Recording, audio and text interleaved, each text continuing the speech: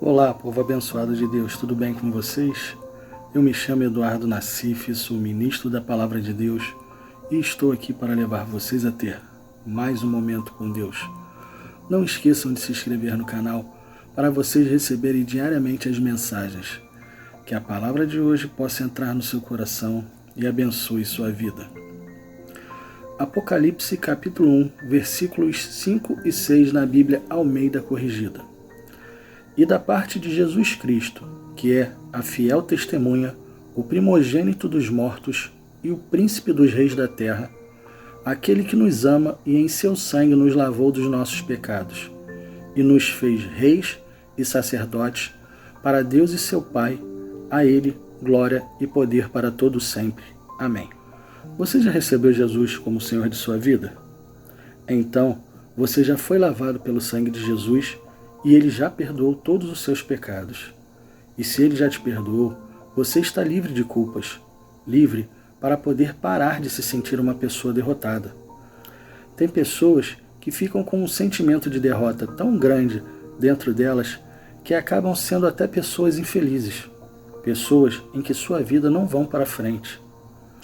A vida da pessoa tem tudo para ir adiante com uma vida cheia das bênçãos do Senhor, mas ela prefere se sentir como uma pobre coitada. Vive se lamentando e não se acha digna de receber as bênçãos de Deus em sua vida. Muitos podem até dizer: eu não conheço pessoas assim. Então vá para as ruas e converse com moradores de rua. A maioria deles tem uma história triste para te contar.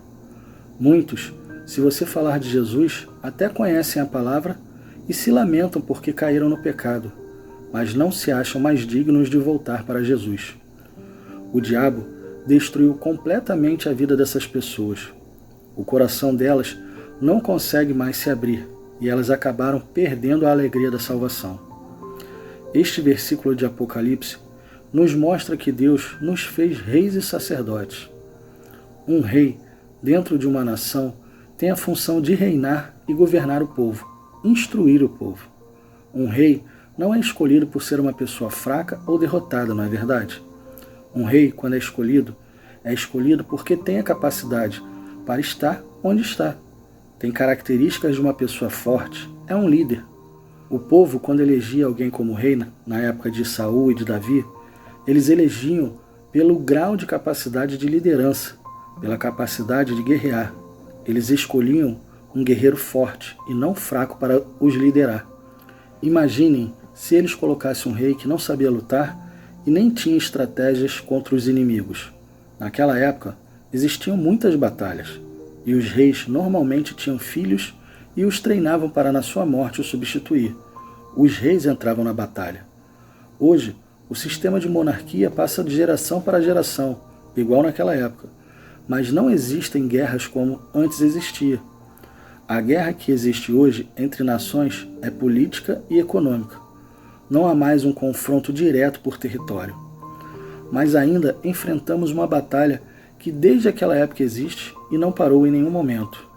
Sabe qual batalha é essa? É a guerra espiritual. Essa guerra é travada diariamente contra os nossos inimigos, Satanás e seus demônios. Sem você saber, eles intentam contra a sua vida. Os cristãos que estão preparados para essas batalhas espirituais são aqueles que leem a palavra, são aqueles que estão na igreja congregando, são aqueles que aprendem de Deus e estão sempre querendo aprender mais. Mas muitos ficam pelo caminho. Muitos acabam caindo nas ciladas do diabo e começam a enfraquecer na fé. Começam a parar de ler a Bíblia, já não vão mais para a igreja como no começo iam, e não aprendem mais de Deus como antes. Esses, Satanás lança uma armadilha e facilmente eles caem. Esses são totalmente destruídos espiritualmente falando assim. Essas pessoas ficam sem forças e se acham as mais indignas do mundo. Mas isso acontece por quê? Porque o amor das pessoas por Deus acaba esfriando. Aquele primeiro amor de querer conhecer tudo sobre Ele, de querer evangelizar, de falar de Jesus para todo mundo, esfria. As pessoas passam a viver a vida conforme a banda toca, vamos dizer assim. Isso, na maioria das vezes, acontece porque as pessoas passam por uma decepção na igreja, com o pastor, até com o irmão da igreja mesmo. Mas a decepção com as pessoas não pode mudar o que você pensa sobre Jesus. Desta forma, você está dizendo para ele: Senhor, sempre amei sua palavra, mas amava mais o meu pastor. Ou amava muito aquele irmão em Cristo e ele me decepcionou. Jesus, desta forma, nunca foi a verdadeira prioridade na sua vida. Aprenda uma coisa: as pessoas sempre vão te decepcionar de alguma forma, porque nós somos falhos. Todo ser humano tem defeitos. O único que não te decepciona é Deus. Sabe por quê? Porque Ele é perfeito. Mas vamos voltar ao versículo. Nele diz que Ele nos fez reis e sacerdotes. Já expliquei as características de um rei, e agora vou explicar a de um sacerdote. A principal característica de um sacerdote era que eles eram homens separados para estar no templo de Deus. Eles eram preparados para levar a palavra e fazer sacrifícios nos templos.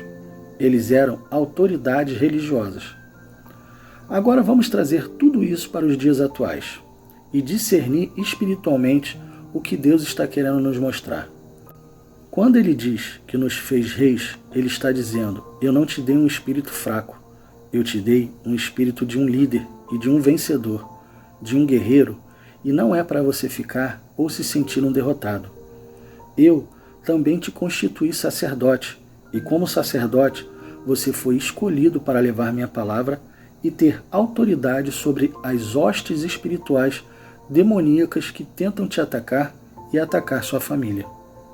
Resumindo, Deus está nos falando: vocês só perdem batalhas se vocês quiserem e se vocês não me obedecerem. O cristão que colocar no seu coração que o Deus de Moisés, de Abraão, de Isaac e de Jacó não mudou e nunca mudará, poderá ter as maravilhas de Deus operando em sua vida.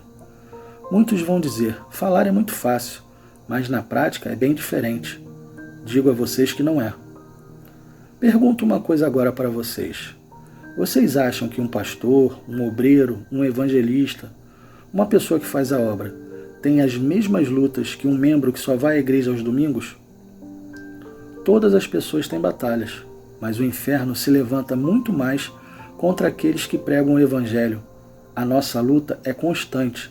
Ai de nós que deixa o pecado entrar em nossa vida. A queda será tão grande quanto cair de um prédio de 10 andares. Só que não podemos pensar desta forma. Temos que pensar que Ele nos deu um espírito vencedor para habitar em nós. Ele nos constituiu como reis para podermos ser guerreiros e nos constituiu sacerdócio para podermos levar o seu evangelho e ter autoridade espiritual. Você que faz parte de uma igreja, essa mesma autoridade que Ele deu aos pastores, aos obreiros, aos evangelistas, Ele deu a você. Cargo dentro da igreja significa responsabilidade, significa consagração a Deus.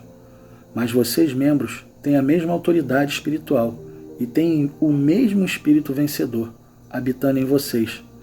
A diferença é a forma que você se separa para Deus. Quando fazemos a obra, nos separamos para o Senhor e fazemos a sua vontade.